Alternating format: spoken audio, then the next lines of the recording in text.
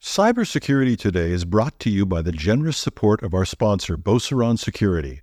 You can get their 2024 State of Cybersecurity Awareness Report at beauceronsecurity.com, and there's a link you can follow in the show notes.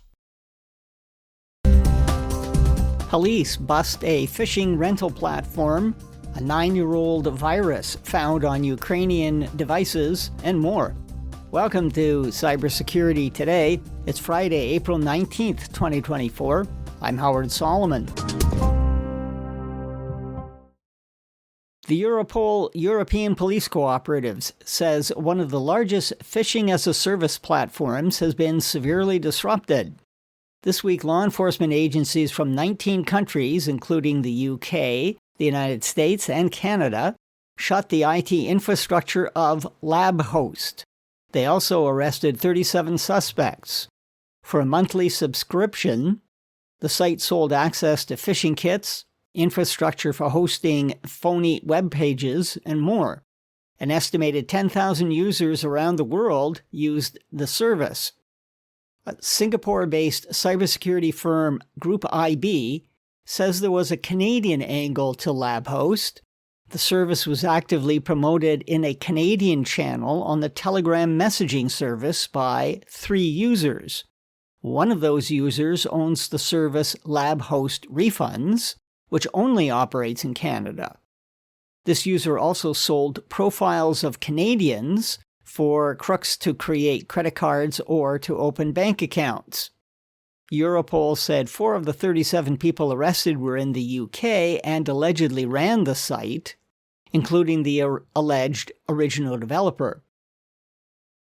A virus has been sitting undetected since 2015 on some Windows systems in Ukraine, say researchers at Cisco Systems.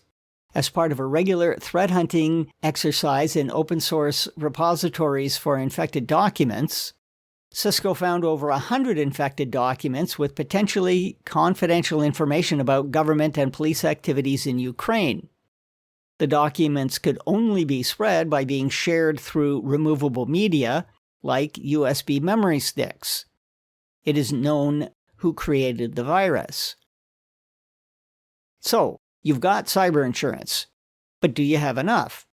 Maybe not, says CYE, a company that measures cyber risks of organizations. Looking at a data set of 101 data breaches, CYE says 80% of those that had insurance didn't have sufficient coverage to pay for data breach costs.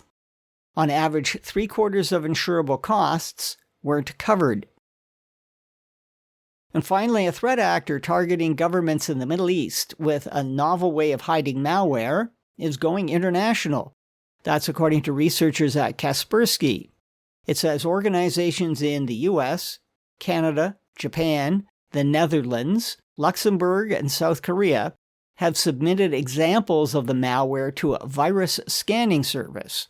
That suggests IT people in those countries have also come across it. Kaspersky calls this campaign Don Quixote.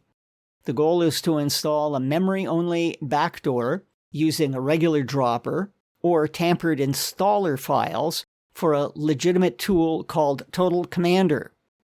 What's unique is the use of snippets from Spanish poems in the code to help evade detection by anti-malware tools. That's it for now, but later today the Week in Review podcast will be available.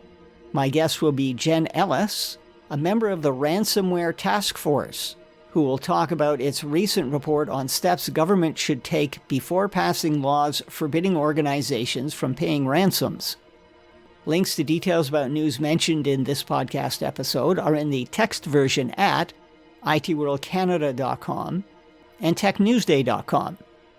Follow Cybersecurity Today on Apple Podcasts, Spotify, or add us to your flash briefing on your smart speaker. Thanks for listening. I'm Howard Solomon.